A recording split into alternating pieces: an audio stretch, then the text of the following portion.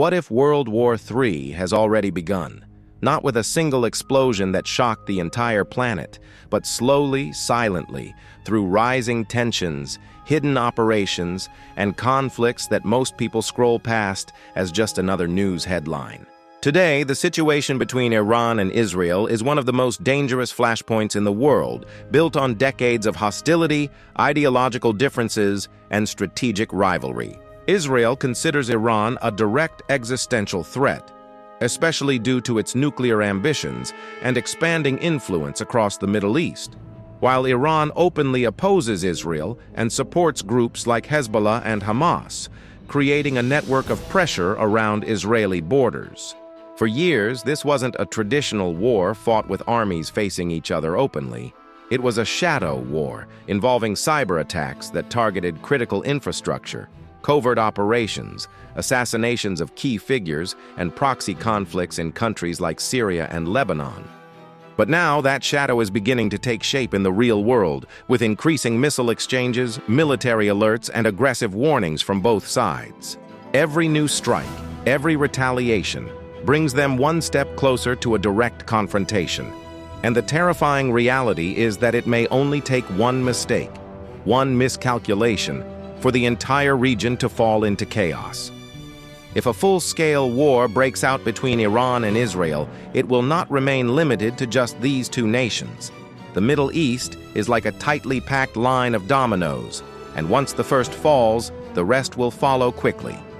Hezbollah in Lebanon could launch massive attacks on Israel, opening another front, while Syria could once again become a battleground, and Gulf countries might be forced to choose sides, turning a regional conflict into a widespread war. At the same time, global superpowers would not remain neutral. The United States would almost certainly back Israel with military and strategic support, while countries like Russia and China might support Iran politically or indirectly, increasing tensions at a global level and raising fears of a much larger confrontation. This is how a regional war transforms into something far more dangerous, something that resembles the early stages of a world war. The consequences would not just be limited to the battlefield. The entire world would feel the impact almost immediately. Oil prices would skyrocket as major supply routes in the Middle East become unstable, triggering economic crises across countries that rely heavily on imported energy. Stock markets could crash, inflation could rise sharply, and millions of people could face financial instability as global trade is disrupted. Beyond physical warfare, cyber warfare would become a major front, with attacks on banking systems, communication networks, and government infrastructure, potentially causing chaos without a single bullet being fired. And above all, the most frightening possibility remains: the use of nuclear weapons. If tensions escalate to that level, the destruction would be unimaginable, not just for the countries involved, but for the entire planet, with long-term environmental damage and loss of human life on a scale that history has never seen. Yet, in all of this discussion about power, strategy, and global politics, the true cost of war is often forgotten: the human cost. Behind every missile strike are families who lose their homes, children who grow up in fear, and innocent people forced to leave everything behind just to survive. Headlines and statistics. As the world watches the situation between Iran and Israel grow more intense, we are left with a critical question.